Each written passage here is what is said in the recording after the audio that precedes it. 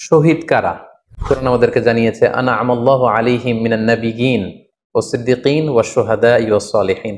শহীদ দুই প্রকার, একটা হচ্ছে শাহিদুদ দুনিয়া ওয়াল আখিরা, আর একটা হচ্ছে শাহিদুল আখিরা।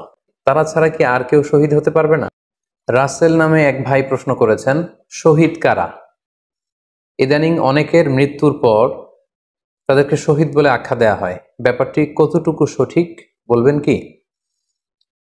প্রিয় ভাই, রাসেলের উত্তরে আমরা বলতে চাই যে এ পৃথিবীতে আল্লাহর দ্বীনকে বাস্তবায়ন করতে যে অথবা বিজয়ী করতে যে কাফেরদের বিরুদ্ধে সশস্ত্র সংগ্রামে যে মুমিন ব্যক্তি নিহত হয় তাকে শহীদ বলে। আই রিপিট, আমি আবারও বলছি, আল্লাহর জমিনে আল্লাহর দ্বীনকে বিজয়ী করতে যে কাফেরদের বিরুদ্ধে সশস্ত্র সংগ্রামে যে মুমিন ব্যক্তি নিহত হয় তাকে শহীদ বলা হয়। সহিহ বুখারীর বর্ণনায় এসছে যে সাহাবারা আল্লাহ রাসূল সাল্লাল্লাহু আলাইহি সাল্লামকে জিজ্ঞেস করেছিলেন যে হে আল্লাহর রাসূল, কারা আল্লাহর রাস্তায় জিহাদ করছে এটা আমরা কিভাবে বুঝবো? তার উত্তরে আল্লাহর হাবিব সাল্লাল্লাহু আলাইহি সাল্লাম বলেছিলেন, মান কাতালা লিতাকুনা কালিমাতুল্লাহি হিয়াল উলিয়া ফাহুয়া ফি সাবিলিল্লাহ। যে ব্যক্তি আল্লাহর দ্বীনকে, আল্লাহর বিধানকে কিংবা আল্লাহর আইনকে বাস্তবায়নের জন্য, আল্লাহর দ্বীনকে বিজয়ের জন্য যে সংগ্রাম করে যাচ্ছে সেই আল্লাহর রাস্তায় আছে। আর সে আল্লাহর রাস্তায় থাকা অবস্থায় যদি কেউ মৃত্যুবরণ করে বা নিহত হয় তাকে ইসলাম শহীদ বলে ঘোষণা করেছে। তবে সেক্ষেত্রে একটি শর্ত রয়েছে, সেটি হচ্ছে দুন আগারাদিন মিন আগারাদিদ দুনিয়া। দুনিয়ার কোনো কারণে, দুনিয়ার কোনো লোভে পড়ে, দুনিয়ার কোনো স্বার্থের জন্য যদি কেউ আল্লাহ রাস্তায় জেহাদ করে মৃত্যুবরণও করে, সেই শহীদের কোনো মর্যাদা বা দাম আল্লাহ তাআলার কাছে নেই। কারণ আমরা হাদিস থেকে জেনেছি অনেক শহীদ কিয়ামতের ময়দানে আল্লাহ তাআলা তাদেরকে জাহান্নামে ফেলে দিবেন।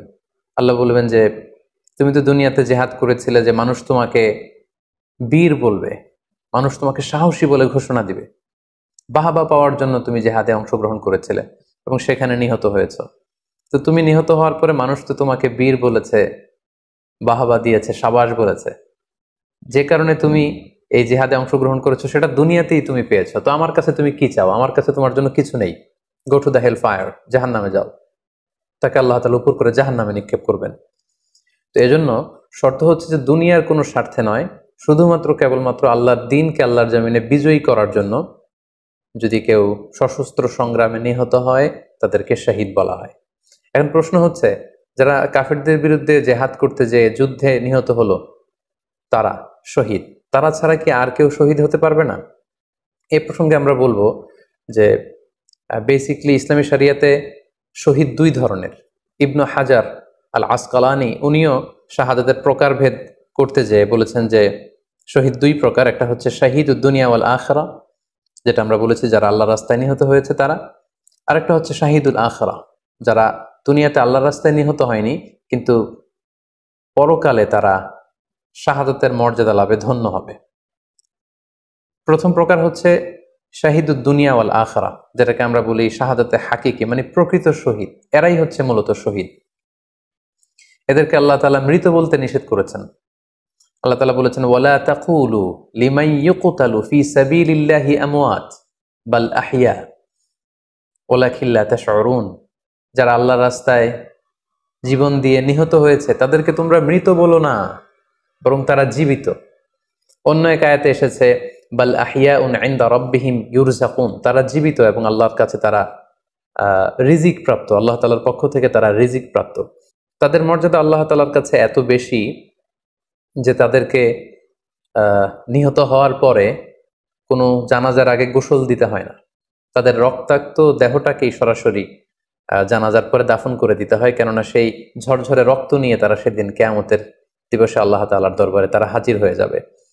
এবং আমরা যদি কোরআনের দিকে তাকাই, কোরআন আমাদেরকে জানিয়েছে আনা আমাল্লাহু আলাইহিম মিনান নাবিয়িন ওয়াস সিদ্দিকিন ওয়াশ শুহাদাই ওয়াস সালিহিন, মানে সবচেয়ে শ্রেষ্ঠ তাবাকা বা দারাজা হচ্ছে নবীদের দারাজা, নবীদের পরে হচ্ছে সিদ্দিকিনদের দারাজা, এবং সিদ্দিকিনদের পরেই যাদের মর্যাদা আল্লাহ তাআলার কাছে সবচাইতে বেশি তারা হচ্ছে শুহাদা। এজন্য প্রতিটি মুমিনের জীবনের আকাঙ্ক্ষা বা তামান্না থাকা উচিত তারা যেন শাহাদাতের মৃত্যু আল্লাহ তাআলার কাছে কামনা করে।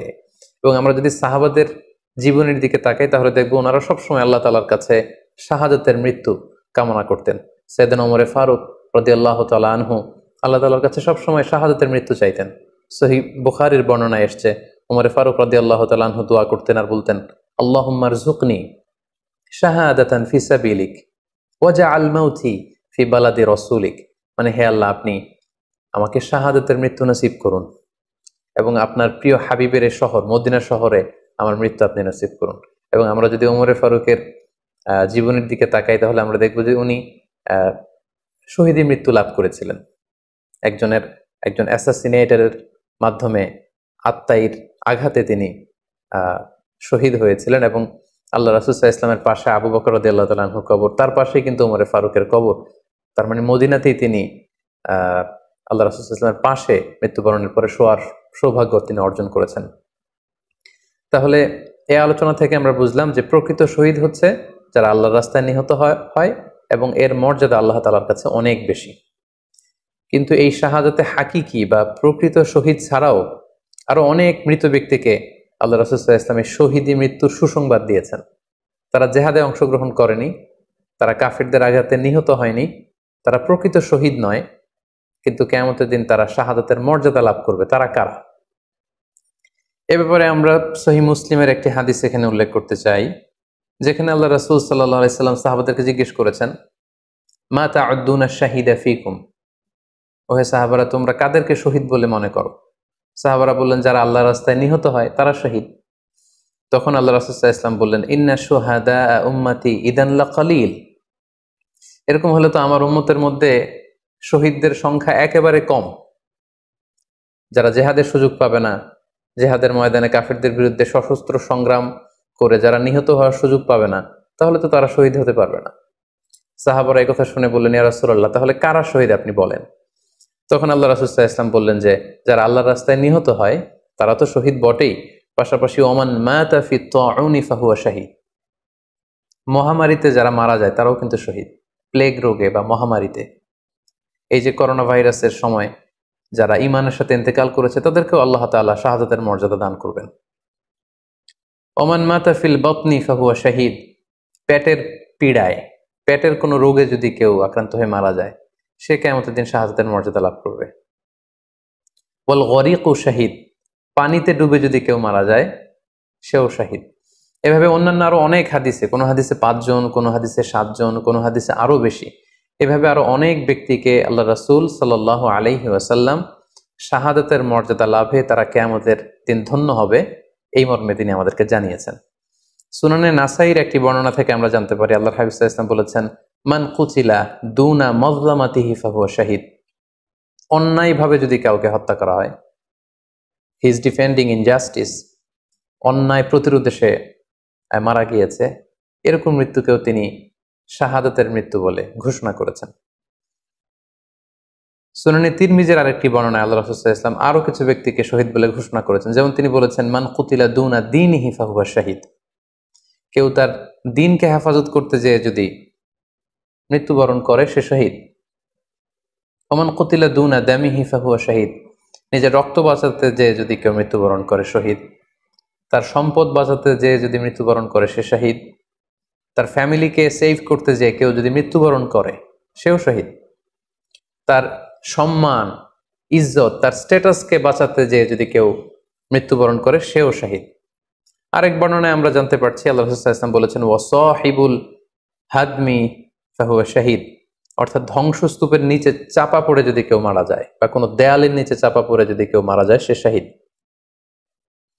ওয়াসাহিবু যাতিল জানবি শাহীদ, অর্থাৎ ফুসফুসের কোনো রোগে, লেটসে লাং ক্যান্সারে যদি কেউ মারা যায়, ফুসফুসের কোনো ভয়ানক রোগে যদি কেউ মারা যায় সে শাহীদ, শহীদের মর্যাদা পাবে। আল হারিকু শাহীদ, আগুনে পড়ে যদি কেউ মারা যায় সেও শহীদ।